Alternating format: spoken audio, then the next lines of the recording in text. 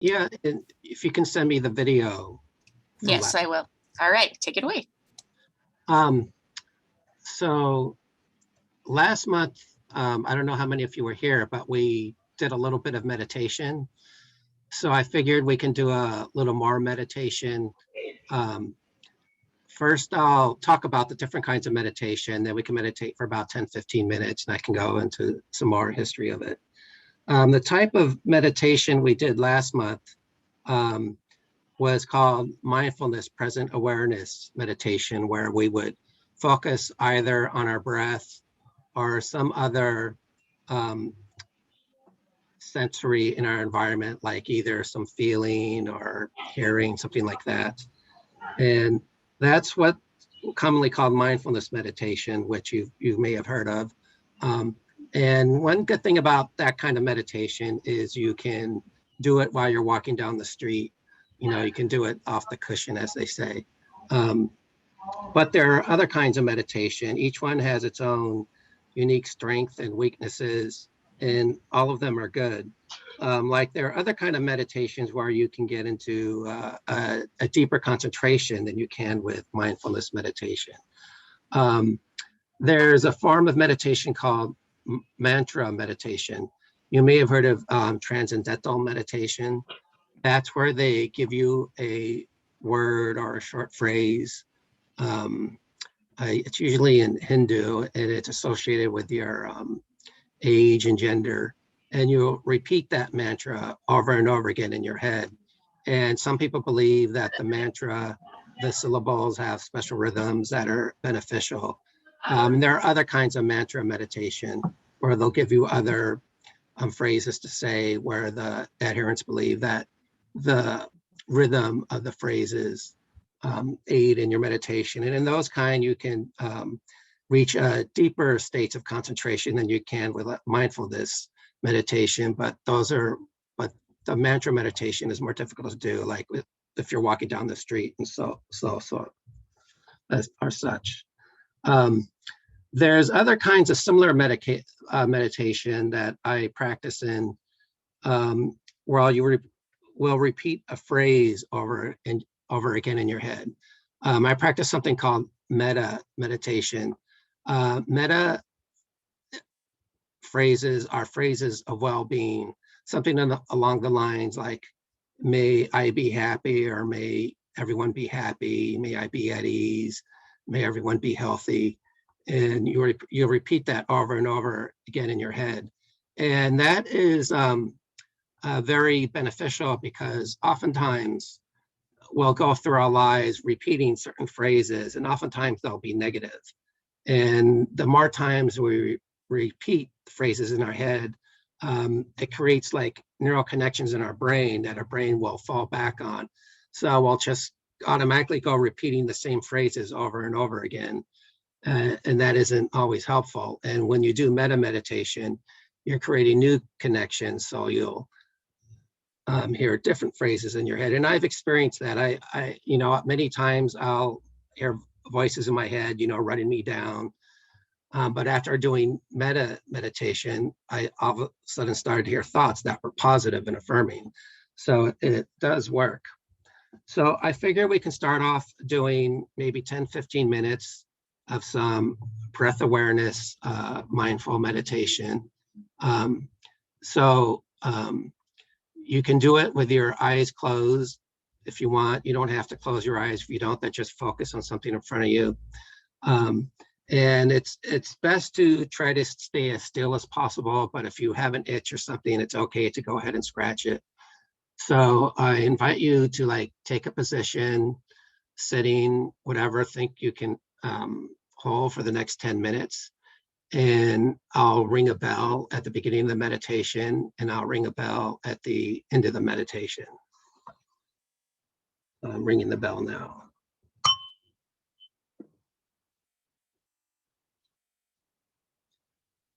So first, let's start by taking a few deep breaths together.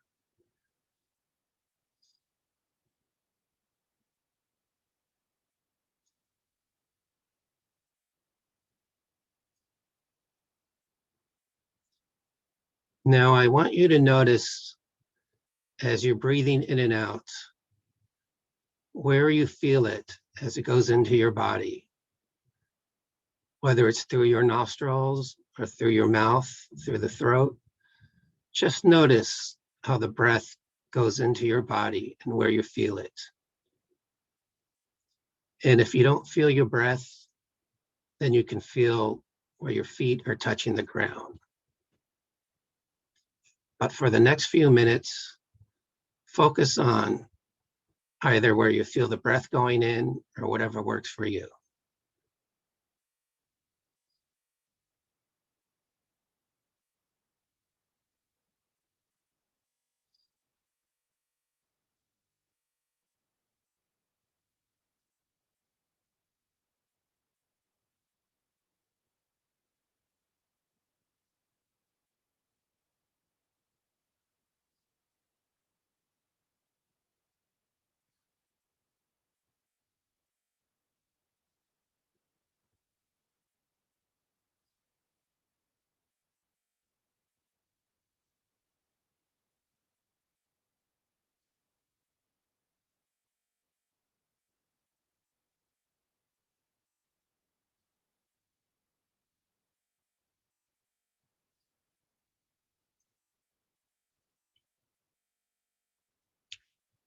As we meditate, we'll notice that thoughts will come and go.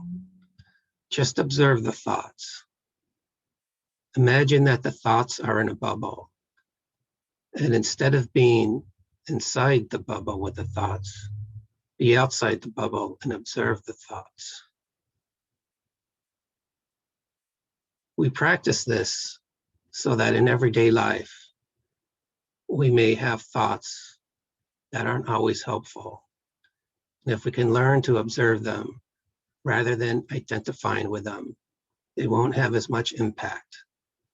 So just observe your thoughts. And if you find yourself lost in thought, just go back to the breath. Notice where you're feeling the breath. In and out of your nose, in and out of your mouth and the throat. Just notice the breath and other sensations.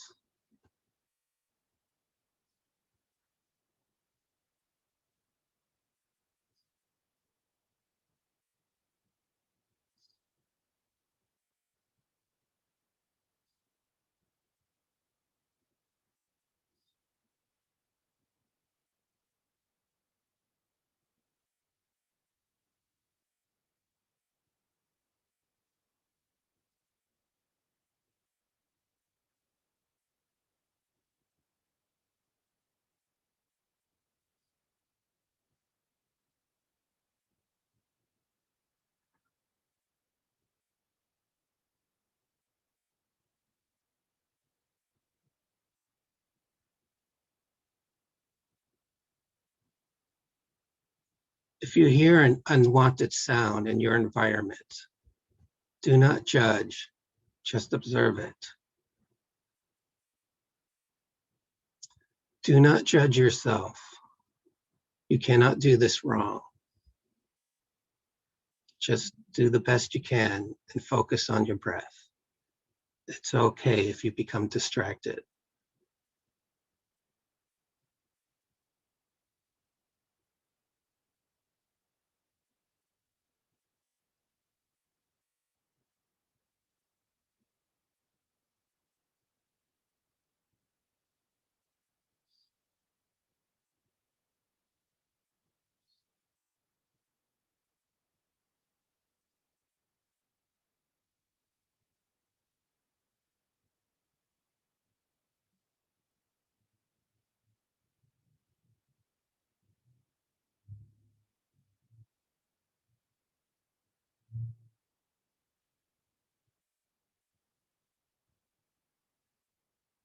As you breathe, you may notice your chest or your stomach expanding and contracting. I invite you to focus on that part of the breath, your chest, your body, expanding and contracting as you breathe.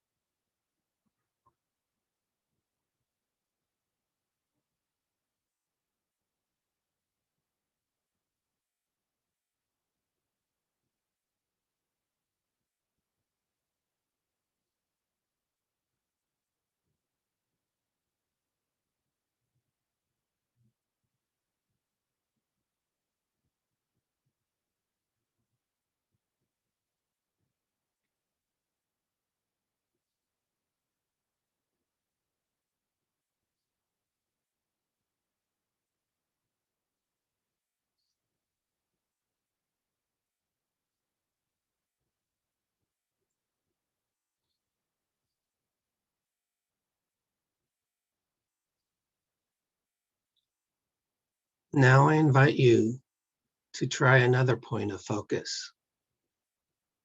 Notice where your feet are touching the floor. Notice that sensation. Focus on that sensation. Maybe when you breathe, you can breathe into your feet and the sensation of your feet touching the floor.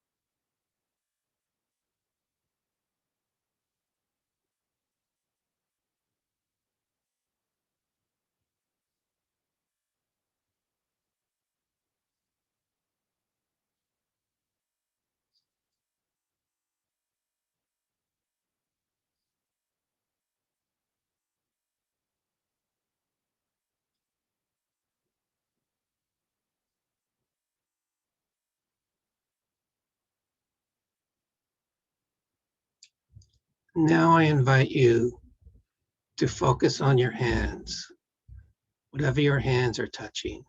If they're touching each other or your legs, focus on whatever your hands are touching and notice that sensation.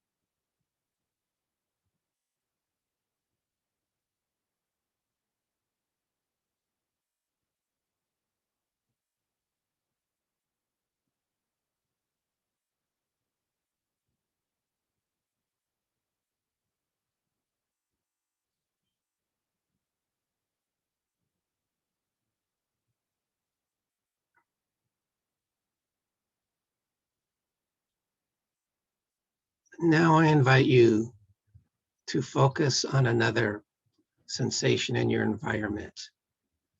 Whether it's the feeling of the air against your skin, whatever warmth or cold you may feel in your environment, or any sound that gets your attention. Focus on your choice of focus, on what you're noticing in your environment right now.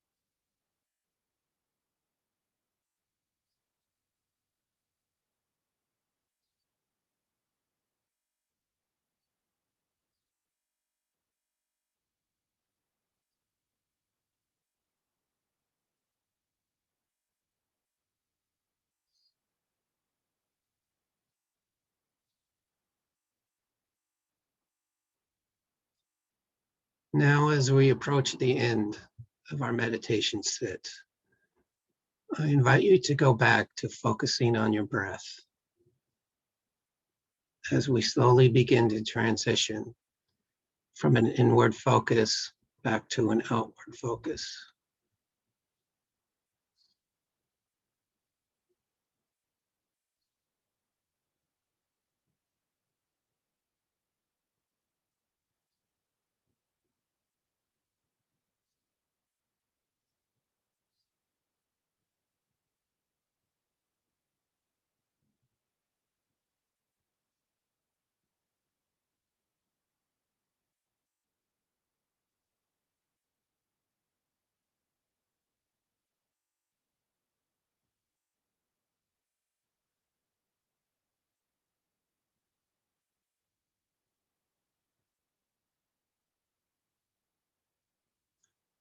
In a few moments, I will ring the bell.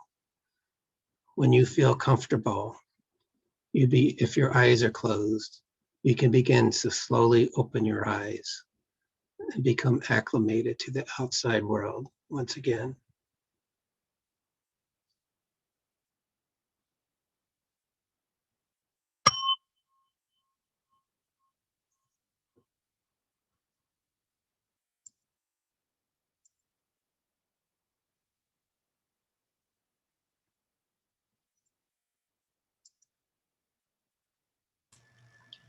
That was good meditation.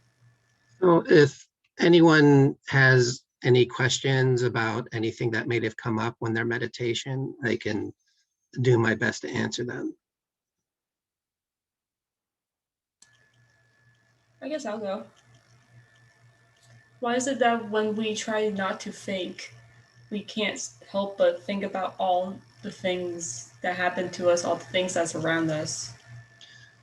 Right. One big influence on me was this author named Eckhart Tolle, who wrote a book called The Power of Now. And he was going through a very difficult period. And he sat in a park and he noticed everything in nature in the park. And he became in the present moment. And it took him away from the thoughts that were troubling him. And one of the things about Buddhism and mindfulness is most of our suffering comes from our thoughts that are worried about the future or ruminating about something in the past. Like right now, all we are people in a room looking at a screen. And if we're thinking about something in the future that's worrying us, it's taken away from our enjoyment of the present moment. Or if we're ruminating about something bad that happened in the past, it's taken away from what we're experiencing in the here and now. So we practice focusing on our breath to be in the present moment. So the distraction of worrying about the past or future doesn't keep us from enjoying whatever's happening in here and now. Now, our mind is designed to think. It's always thinking. That's how our minds are. And we need to do what I call volitional thinking, which is thinking by choice. When we need to plan for a trip, we need to do homework, schedule our classes and whatnot. Our mind is a very good tool to do those things. And it's even can be useful if we're analyzing something that happened in the past or preparing for something in the future. But oftentimes we'll start to ruminate. We'll go over something over and over and over again. And that's very, very problematic for those of us with autism, because our mind can very grasp onto something and hold on to it much more than a neurotypical person can. So I know when something interests me, I can really focus on it and go over it again. And when it comes to my computer programming work, that's a good thing. But if it comes to, well, why didn't that person text me back? Then it becomes a bad thing. So the focusing on our breath to be in the present moment helps alleviate the suffering that is caused when our mind goes off the rails, focusing on something that's not helpful.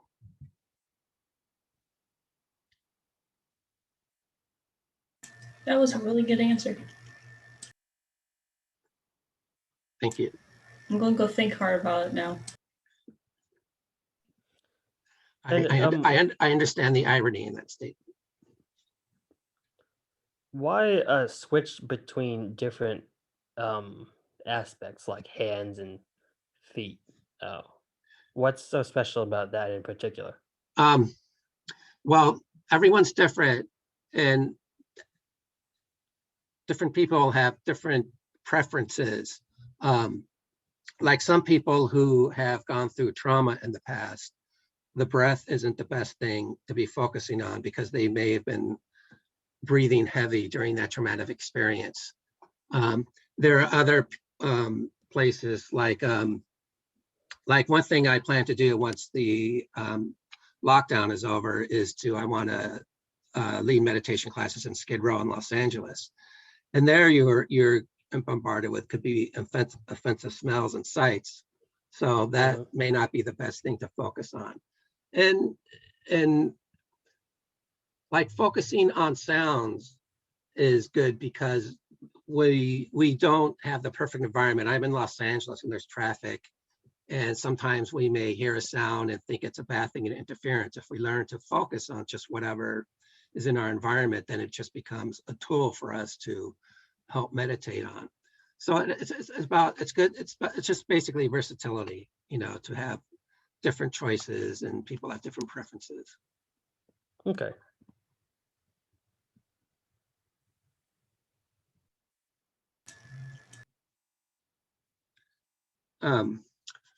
If I can go into more about then the history of where meditation came from and the relationship to Buddhism. And I practice, by the way, the type of meditation we did is called Vipassana meditation. You might have heard of Zen meditation, that's done in silence without guidance. And there's Nisharan meditation, which is chanting. But I practice, it's called Theravada Buddhism, and it's a secular Buddhism which focuses on the original teachings of the Buddha. And I want to emphasize that because the what I'm presenting is not incompatible with what other religious viewpoints you may have. Like one of my teachers happens to be like a Christian minister in Tennessee. So I want to make that clear. There are more fundamental versions of Buddhism where they more focus on more of the spiritual and supernatural aspects. So there's that if you're interested in that. Pete, actually, yes. I have a quick question for you regarding meditation. You were mentioning earlier that when you breathe deep, like in terms of like someone who has faced trauma, that it's not always the best idea to do that. So I'm wondering, as someone who has experienced trauma in the past and has maybe breath is not the best thing for me, for example, when I'm meditating, what can I use to breathe in other than my breath, for example? Do you understand what I'm saying? Like, well, you would know if when you're focusing on your breath and you begin to feel uncomfortable, then it would be something to avoid. But when you meditate and you focus on your breath and you aren't feeling uncomfortable, then it's okay to focus on your breath. But that's why I introduced the other points, like your feet touching the floor or your hands where they're touching. Oh, okay. So like yeah, I see what you're saying. Yeah. Thank you for answering that, Pete. That's a really awesome answer. Thank you so much. Yeah, thank you. May I add onto that? Sure. I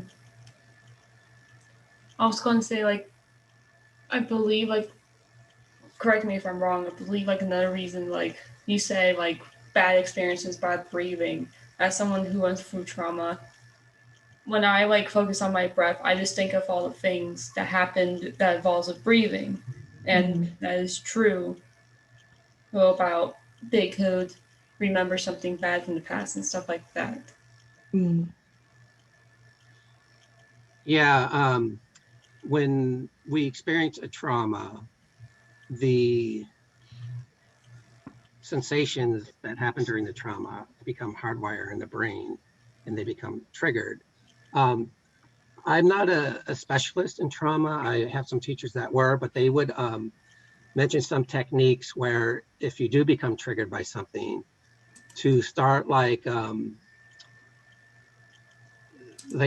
notice the first thing you hear, then notice the first thing you see, then notice your first thing and smell, kind of like focusing on different points of sensation to avoid you from the thoughts that were triggered by the trauma.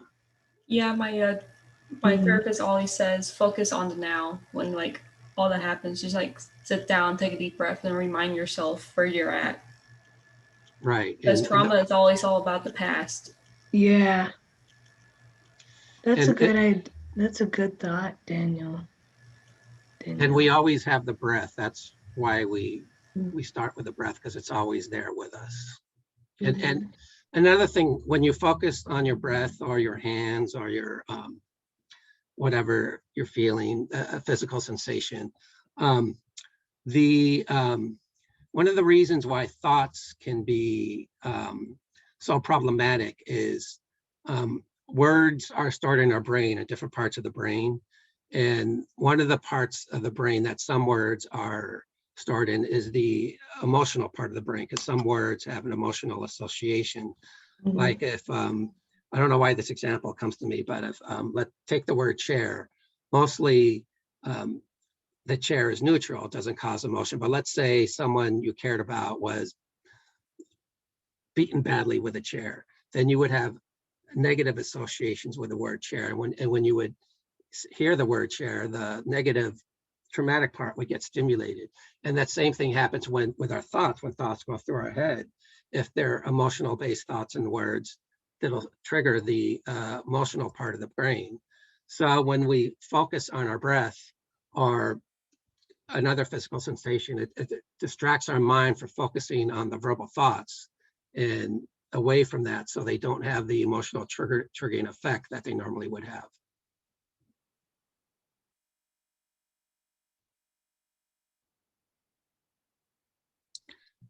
So Pete, would you say that this is a great self-regulation technique for, somebody that's kind of used to doing this type of thing, and they might be having a hard time self-regulating in an environment? Then maybe just take a couple of moments to stop and kind of focus on, like, my feet on the ground, pressing into the earth, or different aspects that you referred to. Could those little bits be used in different like environments where somebody might need to self-regulate through, to avoid maybe heading towards an anxiety, a moment of high anxiety? Or what are your thoughts? A few things come to mind. Many of those with autism, we have sensory issues. And it's similar to like chronic pain and whatnot. My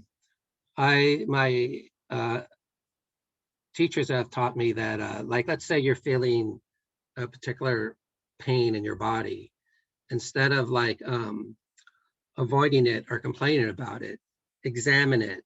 Like, where is it located?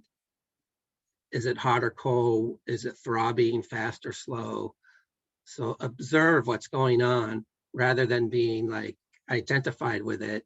You take a position where you're outside of it, observing it, so it's not as intense. And that may work when you're dealing with sensory issues. If you go into like a Walmart or something and you become bombarded with all the bright lights and all the noise and everything, instead of just like trying to run away from it, just try to examine how you're experiencing it in your body, the physical sensations. So you're not, it takes you a little bit outside of it, so the effect of it isn't as intense. Now for an emotional trigger, like you were talking about, what I brought up before about distracting from, like whatever you notice in the environment would be more effective. Because if it's a traumatic trigger, it may not be the best time to face it if you're out in public when it's happening. That's something you want to do with a professional, to really face something traumatic in the past.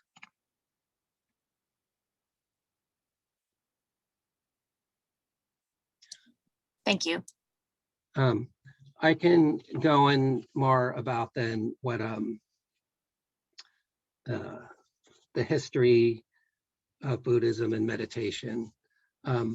First off, I have a couple of quotes about mindfulness and meditation. There's a quote that's been attributed, well, it comes from Jon Kabat-Zinn. He's a professor at MIT. Defines mindfulness as paying attention in a particular way on purpose in the present moment without judgment. and without judgment is an important part, because one of the principles of Buddhism is equanimity, to try to accept things as they are and not try to fight the world. So much of what we go through life trying to change what's going on in the world, in our world. And if we can just accept what's going on, it makes it easier. Now, if something is an existential threat, if your life is threatened or physical well-being is threatened, then you take action. And another quote that's been attributed to Viktor Frankl is, between stimulus and response, there is space.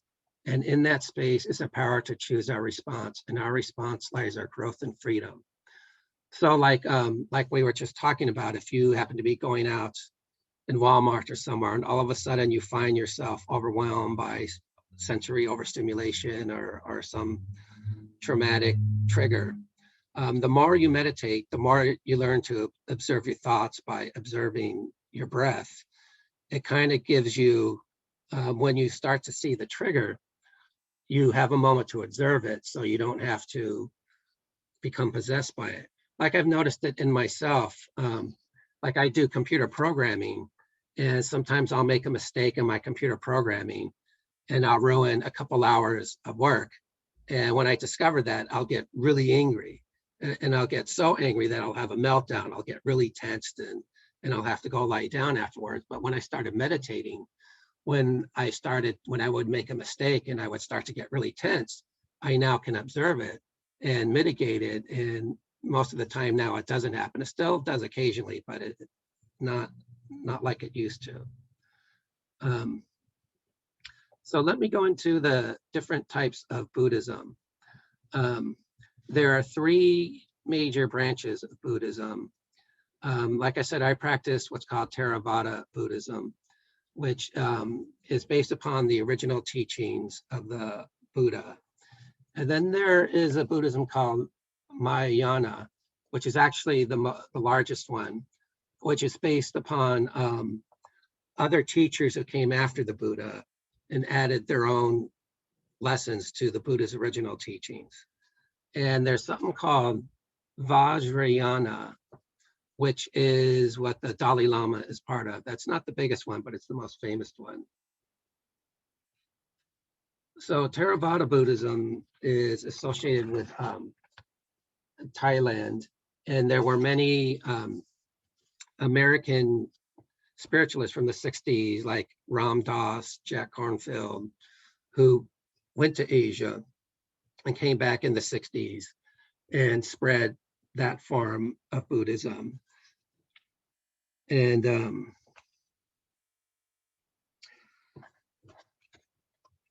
now the Thai forest tradition, Theravada Buddhism,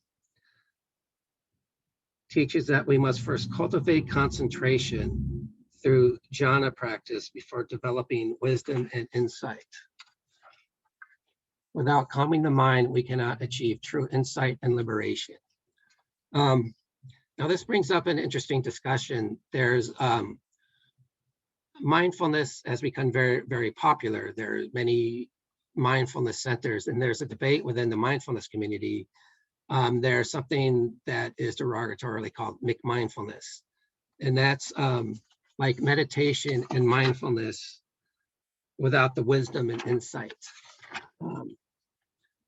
Many people believe that mindfulness, in order to achieve the full benefits of it, you should also include some of the moral lessons of Buddhism.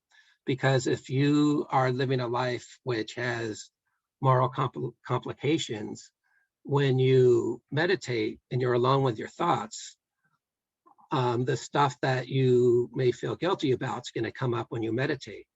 So that is why some people emphasize to live a moral life, so that when you meditate, you won't have like these guilty negative thoughts based upon some behavior you may have done.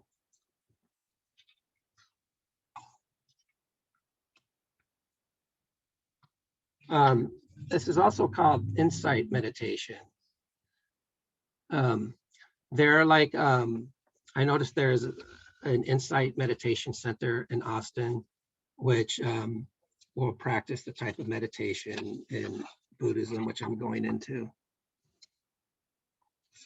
Now, Mahayana Buddhism, Mahayana means the great vehicle, and it refers to the path of the Botavista. In Mahayana Buddhism, the aim of the practice is generally not to attain enlightenment for oneself, but to cultivate Buddhahood for all sentient beings. Many take the Botavista Vows, which is the promise to return to this world until all living things are freed from suffering. So like in the tradition I practice, they preach to teach by example. By living a life that you live, other people will see it, will be inspired by it. And to achieve enlightenment if you can. Basically, enlightenment means living fully in the moment. It's debatable if there's anyone alive today is enlightened, or some, whether it's this big lofty thing or whether it's just a more attainable thing where you're just fully in the moment. You may have moments of enlightenment, or some people think when you're enlightened, you're going to be happy and joyous all the time. Others think you're not going to be happy and joyous all the time. You're going to still feel the emotions that you normally feel, but you just are going to accept them. You're not going to fight them.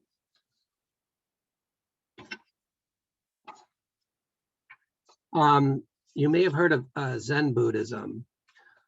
Zen Buddhism is a Japanese tradition, and its characteristics is the meditations are usually silent, they aren't guided.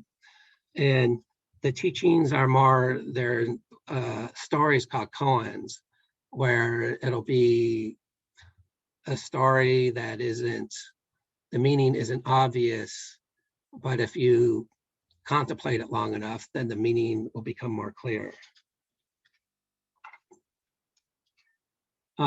There's another type of Buddhism called Nisharan Buddhism. That's the chanting form of Buddhism, where you'll chant, it'll be usually in another language, and you can achieve deep levels of concentration when you chant, but it's not something, it's harder to do, let's say, like when you're driving, for example.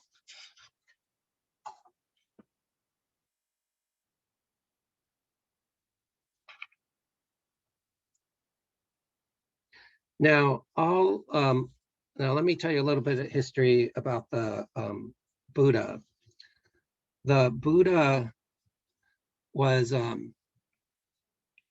raised as a prince. He was born into a royal family, and when he was born, a soothsayer told his family that he was either going to become a great leader or a great spiritual leader. And his parents did not want him to become a spiritual leader. They wanted him to continue ruling the province where they ruled. So when he was raised, they shielded him. They tried to make his life as enjoyable as possible. They shielded him from all the suffering, for him, not him to see as little suffering as possible or experience it. So all his needs and desires were taken care of.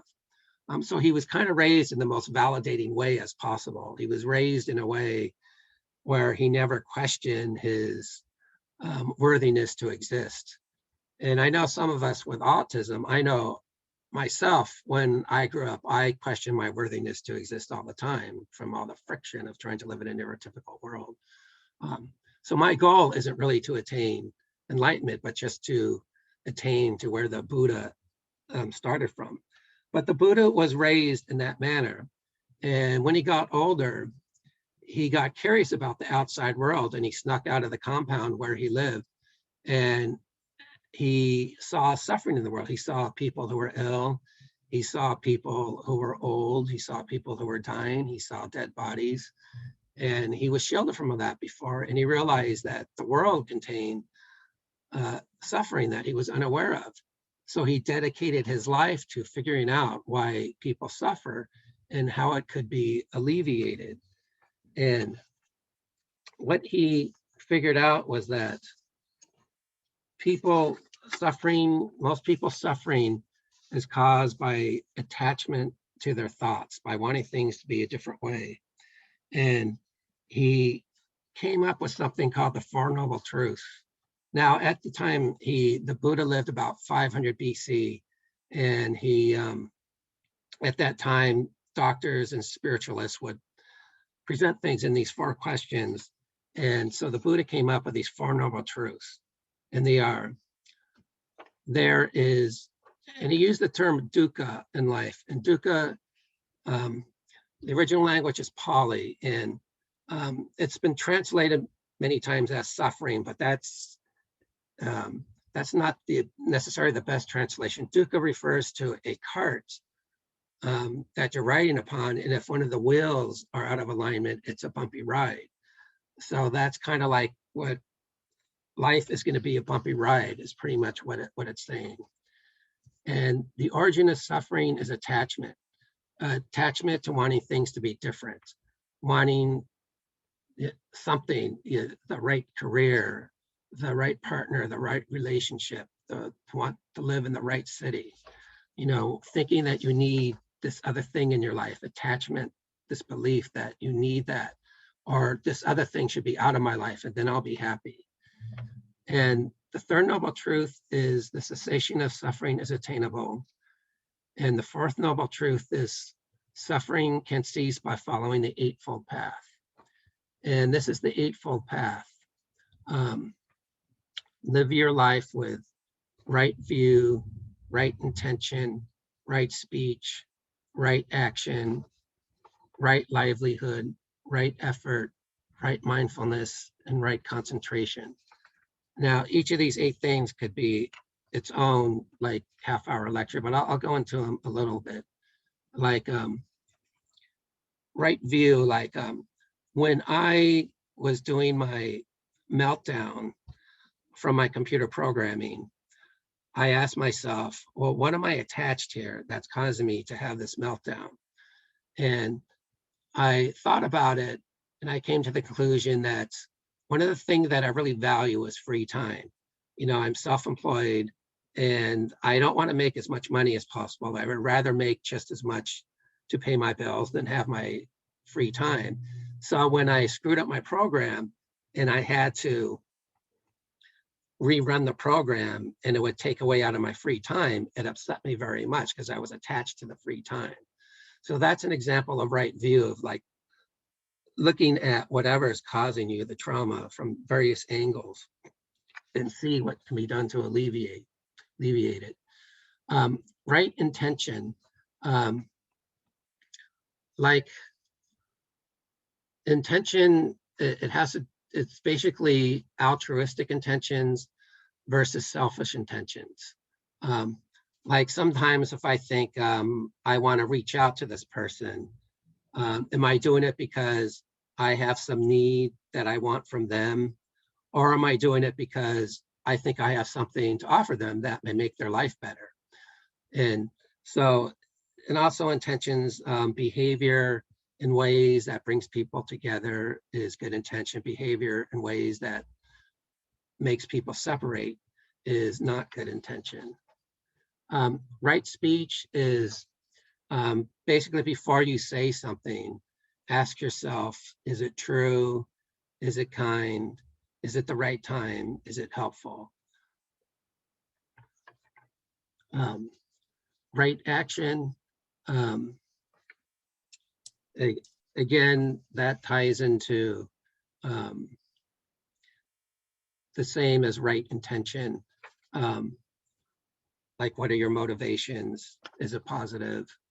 Right livelihood, that has to do with your work. Are you doing work that's honest, that's not ripping people off? Are you doing a type of work that isn't causing harm to other people or other creatures? It's very interesting. There's a debate in the Buddhist community about vegetarianism. Some think you should be vegetarian because eating meat harms animals, but others believe you shouldn't be a butcher because that's a profession that harms animals, but eating meat, long as you're not killing the animal, is okay. Then there's right effort, which has to do basically with if you're slothful towards your effort, that is not right effort. Right mindfulness and right concentration refer to your meditation practices. So all the schools of Buddhism all have these same core beliefs, and later on I can maybe go more into detail about these individual things. So I can take any questions now if anyone has any questions.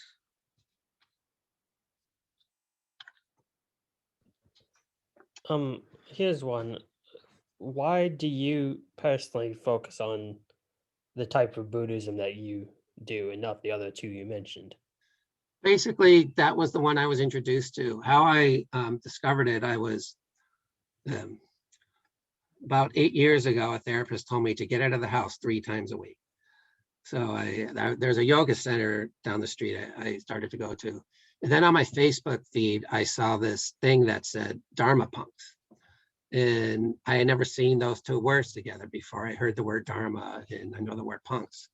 And I looked it up, and it was this book written by this guy who was from the punk rock scene. And I used to be in the punk rock scene years ago, who became a meditation teacher.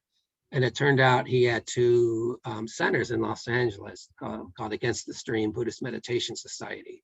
So I went there and I felt comfortable there because I saw people like me who had similar taste in music and background. And it happened to be the Theravada Buddhism and Vipassana meditation. And it's worked for me. But one of the things I like about Buddhism, it says, try it. If it works for you, keep doing it. If it doesn't work, try something else.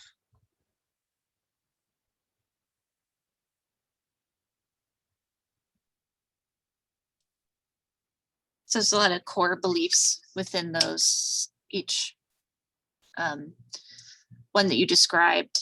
And I was resonating with what you were saying about, thinking through before you actually speak, right? Is it good for the, is it basically, is it good for the whole, or is it not good? Who's it going to impact, right? And so my experience with autism is, sometimes non-filtered conversation or comments. And so I think that really says a lot to where that might fit in with some of the things that I work with the students on is, thinking about the perspective and what is that going to make others think and feel? Is it good for everyone? Is it good for myself? And so I really appreciated that little bit of history, because it really kind of feels like what I kind of believe too, is like sometimes I forget to think before I speak, right? And so just stopping for that moment to think about how will this impact, and is it something that's for the greater good, or am I doing this for myself, right? So I really liked that. I appreciated that. One thing I noticed that came up with me, being autistic, I sometimes think it in terms like I have a finite amount of words in me. Like when I go out and socialize, the first hour or 2, I'm fine. But then I reach a point where I just kind of like run out of words. And then it's really difficult for me to speak, and I become silent. And sometimes I'll leave, and other times I don't. So I'll remain silent for a half hour, an hour, and then I'll start to speak again. But when I start to speak again, my filter is gone. That's when I start to say things, that people say things like, oh, he's just saying that, he doesn't really mean it. I hear things like that because I've lost my filter, and that's very common for people with autism. We have a finite amount of energy within us, either to stop stemming or rocking, or to try to control our artistic tendencies when we're out in the public and we're trying to fit in, and when we're masking. And eventually it's going to run out and we can't control it anymore. So we have to think about those things when we actually go out into the world and kind of pick and choose our fights, when and where we're going to mask. Don't try to do it all the time. And hopefully, when you're home, some people, when they're home, their family may want them to continue to mask, which isn't always the best idea. You want your home to be a place where you can be yourself and be free and recharge, because we need to recharge after masking all day. It can even take a whole day or days to recharge before we amass enough energy to go out where we can mask again. So pick and choose where you're going to mask. And that's part of the neurodiversity movement, to explain to our close friends and family that there are times where we need a refuge where we can just be ourselves. So because we can't do this all the time. It's too stressful. I appreciate that. I actually find it charming when the filter's gone, because to me it's pure honesty. Yeah. And it just something that I think that you're saying right now is it's exhausting to be autistic, right? So it's exhausting to have to keep up with what's appropriate, what's supposed to be this or that in a certain way, or mask, right? And then there's just that point of I've reached my limit, and then I've got to rest from this, because there's so much that you have to do to just move along in the world, that I think what you're saying is important for others to hear. Not I think everybody in here knows, but I feel like the outside world, the way Pete just described some things, is a great way for you to describe to others, right? Man, it's exhausting. I have to kind of mask. I have to fake it. I have to get through it, and it can be exhausting for my brain. I had a student explain it to me that they have to bring it in here, here, here, here, here to get it out here. And that took him a long time to process information. And that to me was the best explanation I could have ever learned from somebody when I was learning about autism. So I really, really appreciate what you say and the way you explain it. And I encourage y'all to ask questions, because I think you're hearing it from somebody that has autism, who is working through the same things that you're working through. And, I like that you shared your meltdown with us, and how you get through that too. So thank you. What you just described fits in with the physiology of autism and Asperger's, because high functioning autism, parts of the brain are more densely wired than normal, and parts of the brain are less densely wired than normal. So when you describe the other person, how it goes through different parts of the brain, because in a neurotypical mind, the neurons have a consistent wiring, so it's a smooth flow. But for those of us with autism, it's not a smooth flow. It's going around where it moves quickly, where it's more densely wired, then it slows down where it's less densely wired. And that's why many times when we speak, there'll be pauses and hesitancies. It's kind of like, because like I mentioned before, words are stored in different parts of the brain. And when we speak, all the different parts of the brain have to come together, then the word comes out. And when our brains are not consistently densely wired, some parts will get stuck and will freeze up. It's kind of like when you're surfing the web and a web page freezes up because there's some little bit that's still out there, and the rest of the page won't load until that last bit comes.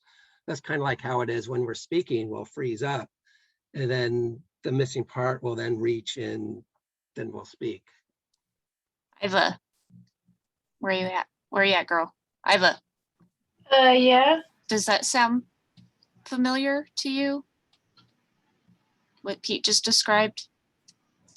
When you're processing information? Can you, does that help give you like a way to communicate how you process information? I call in Iva because I know Iva, she's our president right now. So I feel like Iva being able to explain that outward is important also, but it gave me a great picture and image of what that process looks like for you specifically, Iva, and why you pause and then you speak. But when you speak, when you do speak, it's so eloquent and it's beautiful. So in a way, I feel I'm the type of person, because I have ADHD, that to rapid fire and get excitable and things like that. So what I learned from Iva is that processing and moving through, and then sometimes she gets kind of stuck, like you were explaining. But then when it eventually comes out, it's actually very beautiful and well thought through.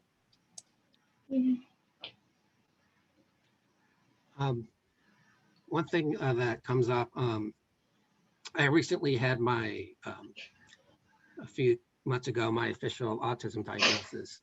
And part of it was an IQ test. And there were two different kinds of tests. There was a verbal IQ test and a nonverbal IQ test. And I just scored average on the verbal test and much better on the nonverbal test.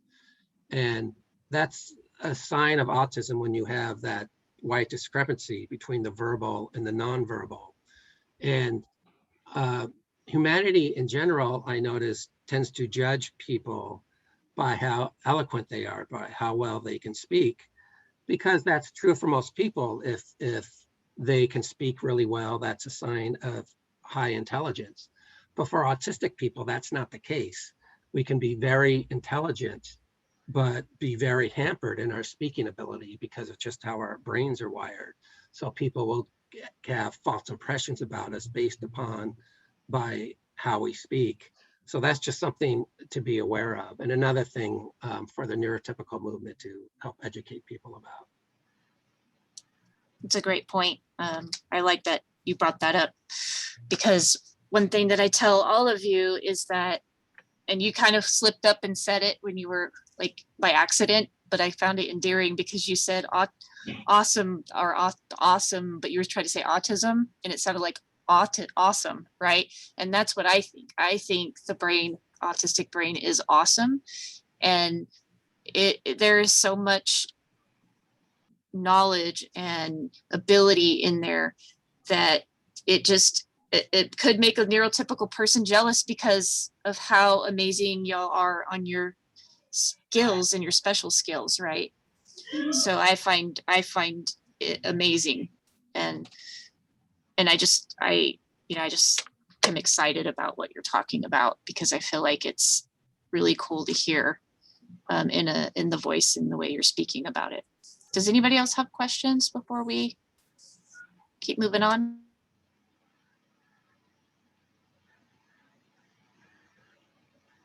One thing that brought up, there are some people believe that autism is the next stage of human evolution.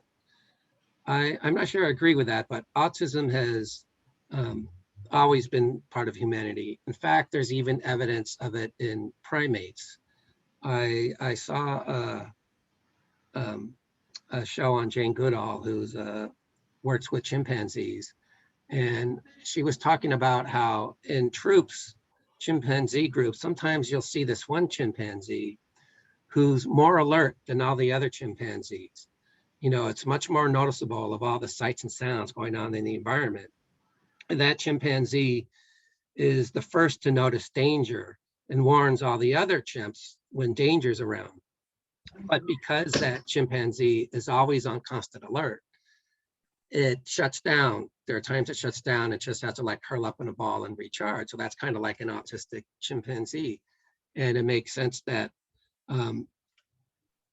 they'll be in a primate group, whether human and chimpanzee, an autistic person who would be more aware of the environment because it can be beneficial to the group at whole. And I've even seen some blog posts and studies about how a lot of ancient discoveries might have been done by people with autism. Like I can certainly see how someone who's into doing repetitive movements over and over again would learn how to rub two sticks together and create fire and things like that. And a lot of the early innovations, some people attribute to autistic individuals. And there's some evidence that those individuals were more cherished in older societies, but in our modern especially American competitive individualistic society. We aren't cherished as so much because we're expected to like we aren't so much of like in the workplace, it's much more of a competitive thing than a cooperative thing. And we benefit more from a cooperative environment. It's almost like, Pete, and I just want to say something. It's almost like I have a feeling that it's kind of similar to like, you know how like some people they'll, it's kind of like some people will look down upon us. I feel like that's what you're getting at. Like, do you understand what I'm trying to get at? Like the people that don't understand, or not don't understand, but the people that go ahead. There is a negative connotation with autism. In fact, I was like self-diagnosed about 8 years ago, but it was hard for me just to say the word because I grew up in a time where autism had some people like the criticism of their organization Autism Speaks, where they portray the most negative, stereotypical autistic people. No, and that's the impression people have. And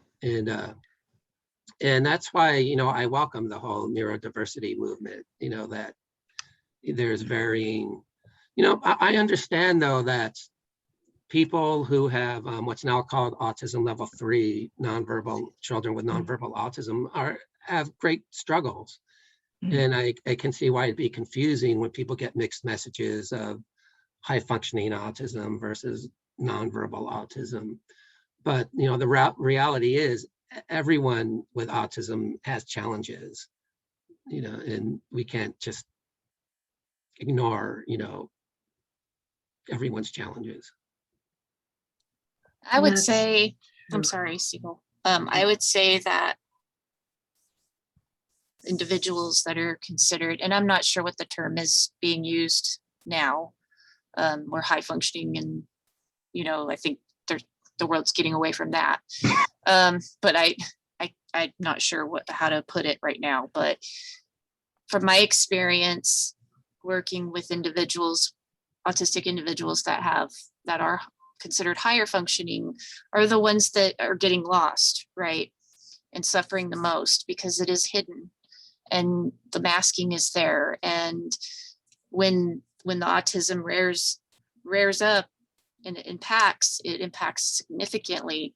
And then it comes across to others as avoidance, manipulation, all these other ugly things that it really isn't.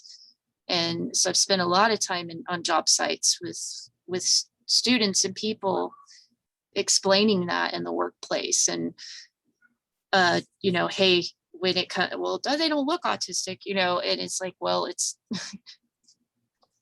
does somebody have to look like a disability, right? What's So an autistic person supposed right, to what I don't understand that. What does a disability, what does a disability kind of look like to you? Just because like we might not, I think about it like in terms of myself, for example, just because, you know, I might look autistic or whatever, you know, or display behaviors or something like that, you know, it doesn't mean, unless you spent like a day in, you know, the life of somebody who is autistic, then it's hard to really know what it's like, you know what I mean? So it's, I hope, you know, does that make sense, Samantha? Oh, for sure. I feel like everybody should have to be able to put on one of y'all's brains and walk around with it for a couple of days to experience what you experience, because I think that would really humble many people across the board. So that's why I try to teach y'all to advocate for yourselves. You're going to have to be the teachers. You're going to have to be the ones that are teaching others about your autism, right? And that it's not a one size fits all, right? So Ryan might have the same employer that Iva does, or but that doesn't mean that that employer just needs to assume that they're both needing the same type of things, right? That employer needs to be educated about what works best for those individuals. In one of the videos that we watched, we did hear that the one man that gained employment in his workplace and disclosed he had autism, he advocated for himself for his own office, and that doubled his work, right? Because he had his own environment and it was quiet. And then what happened was eventually the people around him started learning about what his needs were. Hey, I'm gonna eat some chips, so I'm gonna close the door, right? Mhm. And that's the stuff that, unfortunately, because they're not in your brain, may not have experienced you or a person like you or anybody with autism, they're not gonna know unless we advocate and speak up. And there's a nice way to do it in an eloquent way. And Pete, you're talking about mindfulness and working through that. I'm sure it's taking you, I don't know, how long is it taking you to have the ability to kind of slow yourself down when you're getting hyped up for a meltdown? Or is that, I'm assuming that that's something that's been worked on within yourself through meditation, right? How Right. long has that taken for you? Well, I've been meditating for about 8 years. And there's a book on meditation called 10% Happier. And that's a good gauge. Like every year, it's like 10% easier. So like when I compare now, it's like when you're working out with weights. When you work out with weights, you may not notice any change, but then maybe like a year later, you look in the mirror and go, oh, wow, so it's kind of like that. It's like a slow thing, but it's a steady thing. One thing that brought up in your discussion, how the way I like to present it to people is like, I have family members who are diabetic, and like my brother would sometimes go into a diabetic coma, and I have no idea what that's like. It's beyond my grasp because I don't know what it's like for my insulin levels to be low. I have no idea what that feels like. And that's what I try to explain to people when it comes to brain chemistry. It's the same thing. Like no one would tell my brother and my sister who are diabetic, like, come on, regulate your insulin. I can regulate my insulin. Why can't you regulate your insulin? Because that's crazy. And it's the same with the brain. Our brains are different. We have different chemicals, different wiring, and we just aren't able to do the same things that a neurotypical person can. It's really unfair for people to insist for us to do the same things that they can do when we don't have the brain wiring, just like it's unfair to ask a diabetic person to regulate their insulin just because, I can regulate my insulin. It's the same thing. So I use the diabetic example to explain to people like what's going on and how they will never really truly know what's going on in another person's situation unless they have it, just like we don't know what a diabetic coma is like. That's a good description. I think that's a really good description. And opening the eyes of others to see, oh, well, because that kind of brings it right down to the bottom line, right? Like, I mean, you wouldn't ask somebody with diabetes, to not have their insulin, right? So Yeah. somebody with autism would need certain help, specific help to their own needs. And somebody might be type 1 diabetic or type 2 diabetic, right? There's differences there. And somebody might need to take in more insulin or less insulin. And so it's a great way to explain that. So, but I really, really appreciate you coming and speaking. And does anybody have any other questions before? And if Pete, Ryan does. And then if you have anything else to say, then we'd be happy to hear it. Well, I don't know if this is for Pete specifically, but I think about this from time to time. Just why is society just not very well educated on matters of the mind and the brain and how things work, and like what are some things we can do to push us incrementally toward just higher standard of education about these things? Like, do we have to like get change at the public school level where it's like psychology and neurodiversity are taught at the grade school, the high school level, or where do you think we're headed? And this is just something that anyone can talk about and pitch their thoughts in. Pete, you want to tackle that one? Well, one thing, brain research is a relatively new thing. And there's a whole lot we don't know. Like, and autism research is really just beginning. Only like the last few years have I started to see the results, studies actually being done targeting autism and high functioning autism. And like when I was born in 1962. So the only autism that was known was the nonverbal kind of autism. The whole idea of high functioning autism was, it was in some obscure medical journals, but it was not known at all. And especially like in my school, it wasn't known at all. Long as I did my homework and showed up every day, they figured there was nothing different about me, and so I made my life kind of unaware of the concept of high functioning autism. But now there are studies about it, and just like how the mind works in and of itself is a whole brand new thing. Because the type of like CAT scans and brain scanners that can see into the brain when it's functioning, those have only been around for like a decade or two. Prior to that, it was all by inference. We didn't know. There was so many kind of misconceptions. Autism, people used to think was believed by bad parenting. They used to believe that it was like because the parents were cold and distant, it created this child who was cold and distant. That was the officially sanctioned, believed number one reason for autism. And it was totally not true. It's genetic based. So there was a lot of ignorance back then too. And like a lot of, and just like the idea that people can be very intelligent and skillful in some things and very lacking in other things was also a strange concept. People just assume that you were either, good at everything or bad at everything. So just we're learning more about how the brain functions and different kinds of intelligence, and just like the concept of consciousness itself, we're completely clueless of why we have a conscious experience.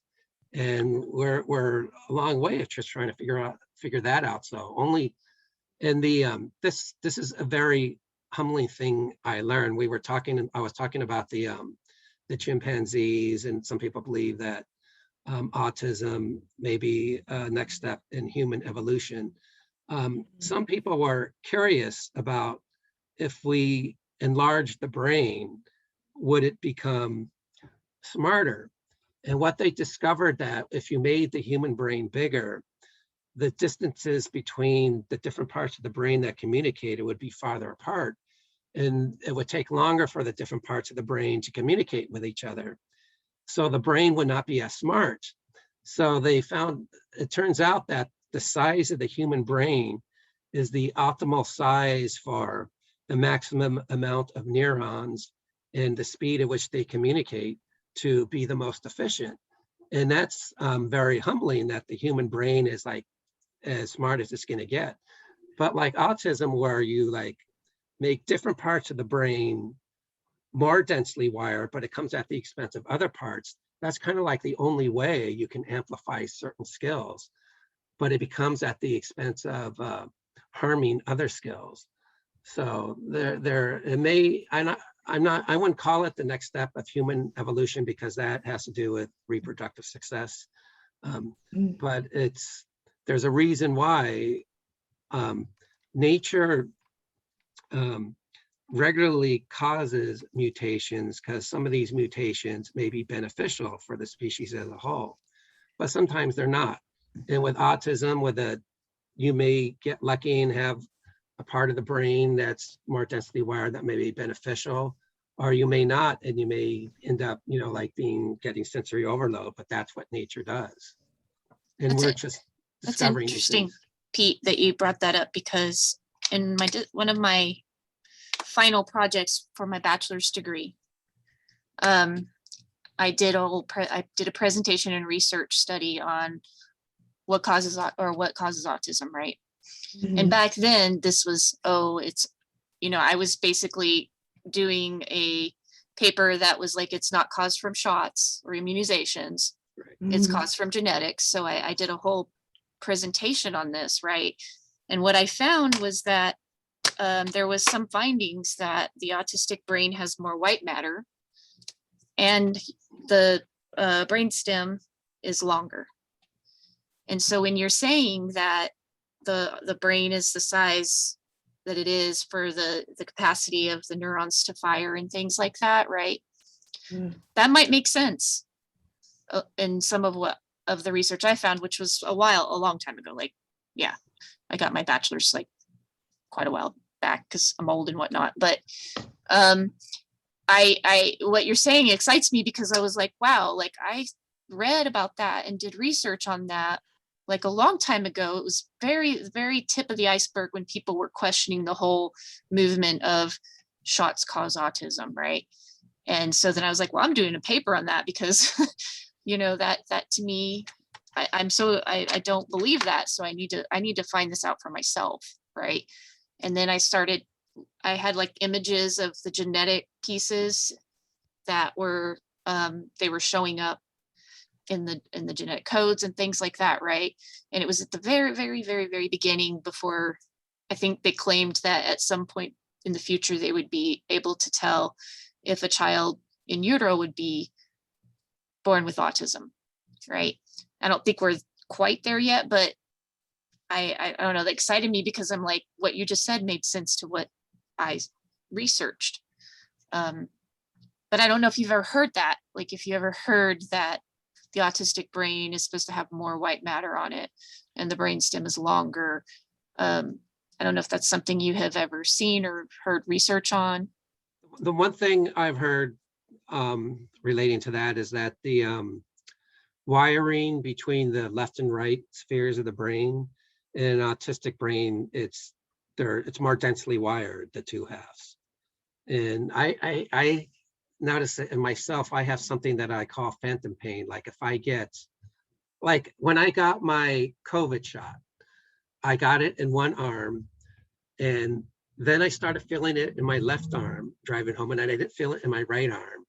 Then when I got home, it was back in my right arm. The same when I take a shower and I get soap in one eye, the pain will travel to the other eye that doesn't have soap, and I won't feel it in the other eye. Then it'll go back. There'll be weird things like that, and I think has to do with the more densely wiring between the two spheres of the brain. Yeah, that's interesting. It's like your brain is like confusing it, right?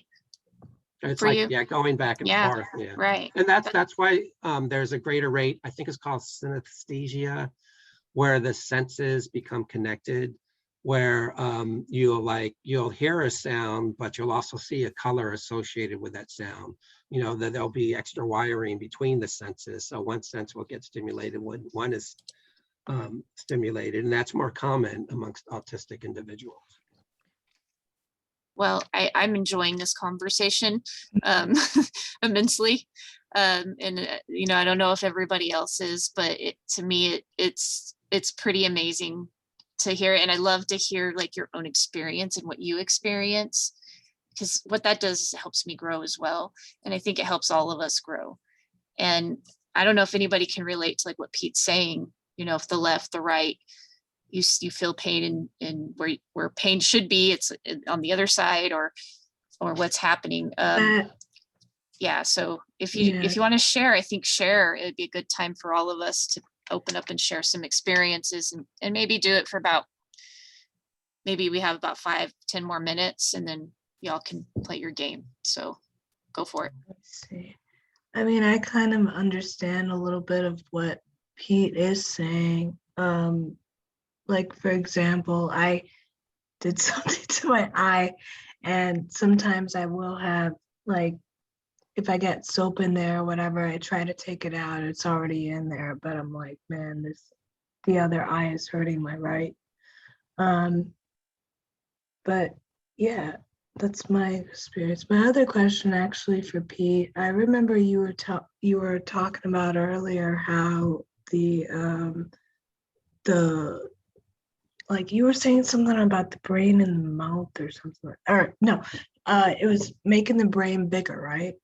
So I remember you were saying if you make the brain bigger scientifically, that the neurons or whatever that the brain uses to communicate, whatever the brain uses to communicate with each other will be farther apart. And I'm wondering if that were to happen, what would be the result? Would it take longer for words to be formed, or not formed, but would it take longer for like speech to come out if that were to happen? If the things in the brain that are used to communicate with each other are farther apart, would it take a longer time for speech to come out, or for you to say something, or for words to form? You understand what I'm trying to get at, Pete? Or Yeah, the word they used was efficient. They said it would be Efficient, sorry. less efficient, and they didn't go into what it mean, but I took it to mean that it would just function slower. Like you may have it's like a computer. Mhm. You may enlarge the memory of the CPU, but it works at a slower rate, so it would Yeah. everything would just be slower. Ryan, did you have something you wanted to say? Your hand is up. Yeah, I was thinking about that, and I'm kind of wondering about that because your brain fires neurons really quickly, and I'm wondering if it might still be possible to have speed and efficiency with a bigger brain. It'd be interesting if you have like some sources like research articles or videos about that. I would be interested. Yeah, it was either from there are two shows. One's called Closer to Truth, which is a PBS show, and the other is Through the Wormhole with Morgan Freeman. So it was either on one of those two shows where I saw that. Okay. Um, yeah, I know Yeah, there's a I think lot of I'm discussion about that. I'm not sure, like if all the communication of the brain is done through neurons, because it's I'm not a brain scientist, but I'm not sure if everything is neural connections or are there other kinds of connections. I think Danielle has a question. Yeah, I was going to just make one quick comment and that's it. Go for it. And well, now, I make jokes, I do. But does that mean our brains are actually bigger than everybody else's? That means we have the bigger brain. It means you guys are the smartest.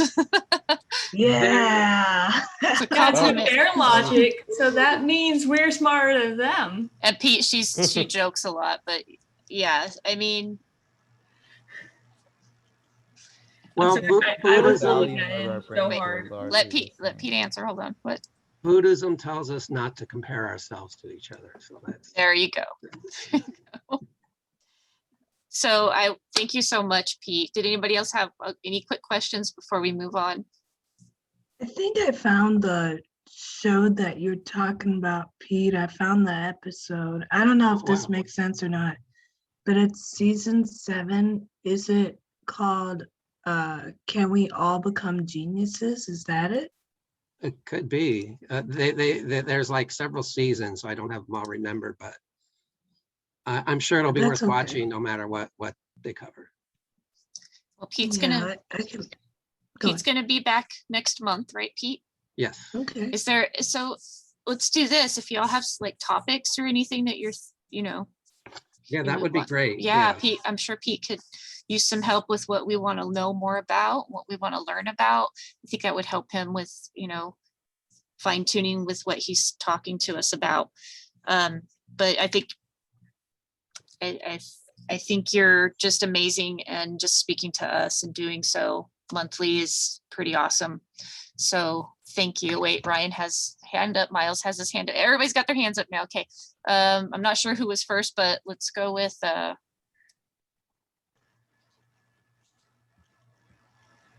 Miles, you go first.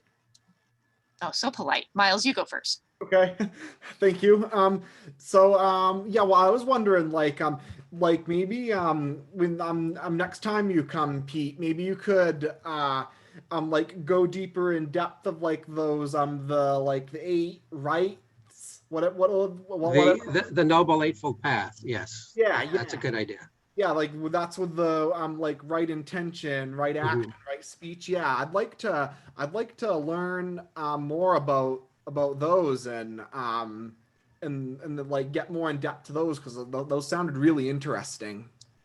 So Yes. Pete, would it be like we cover a couple of them in one session, and then I can do like an introductory short thing on all 8 of them, and then maybe go more into depth for a couple of them.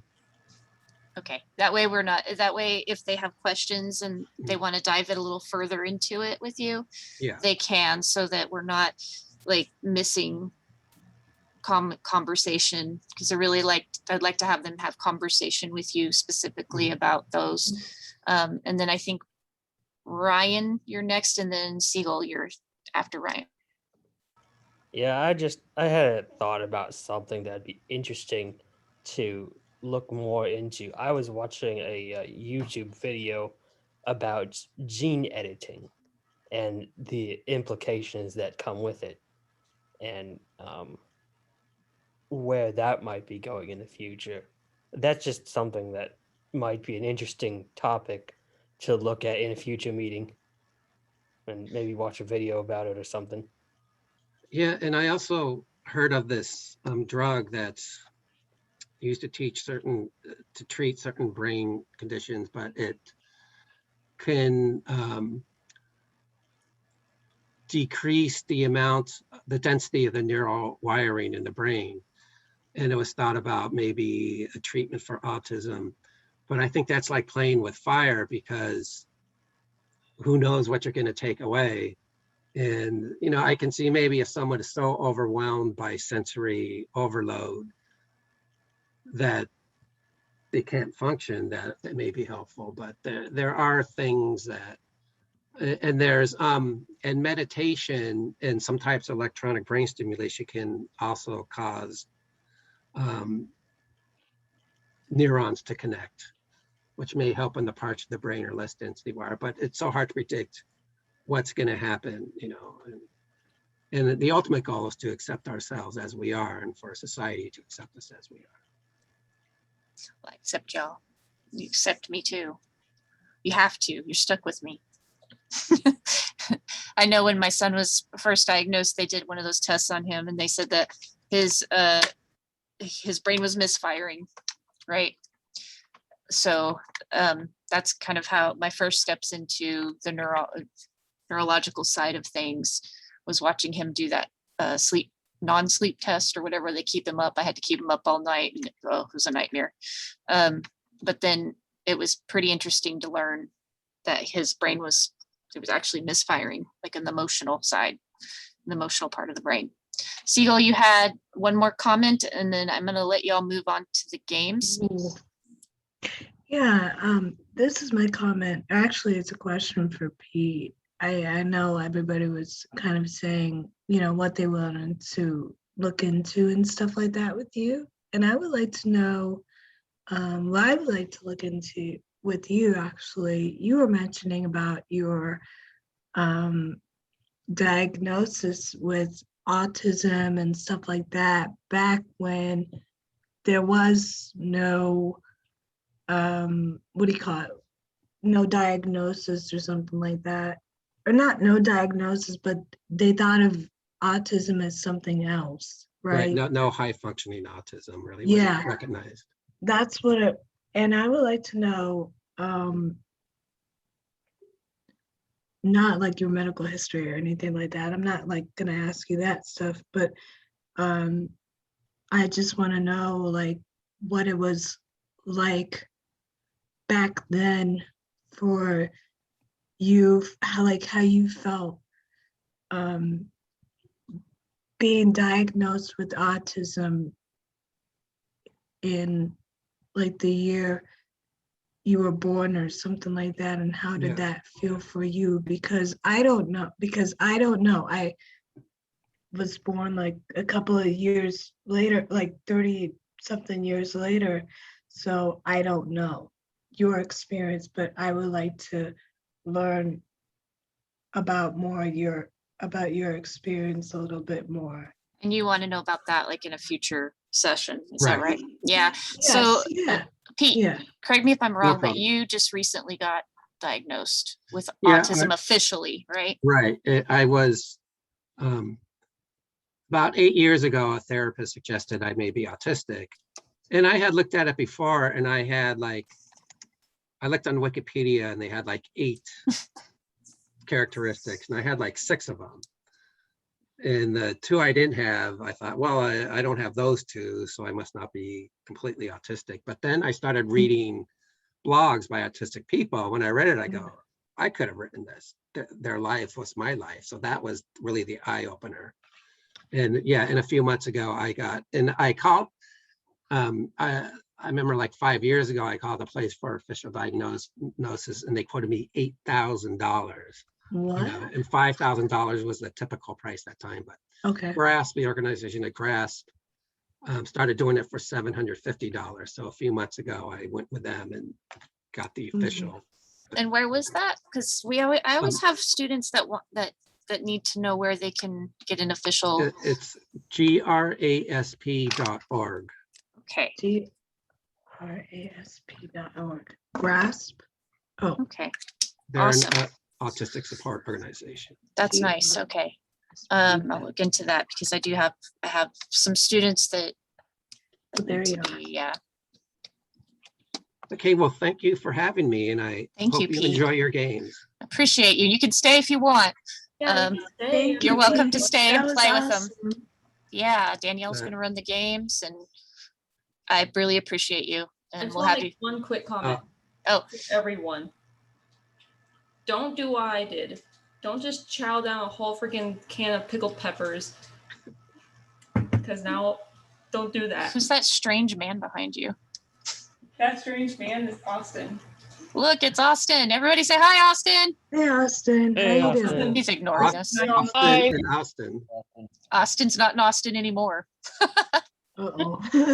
I found them in the woods. Oh, yeah, that's true. Is this your She- room? True story, I can confirm. She had to, get him clothes and stuff. Bring him Eating in. sushi. It's awesome. Ooh, Sushi's that yummy. sounds good. All right, Nice. Lilo, Have you it's tried good to the see you. crawfish Oh, I rolls, need to stop Courtney? recording.